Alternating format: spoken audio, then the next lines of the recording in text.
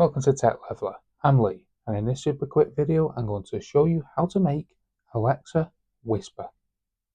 Okay, I've turned on whispered responses. As we can see, if you say the name, turn on whisper, you can actually do it through your Alexa device. Now, if you can't get it to work, come to the Alexa Amazon app here, then select More. Now Settings, come down to the Preferences here and Voice Responses. As you can see here, whisper mode, and you want to turn this on so it's blue like that.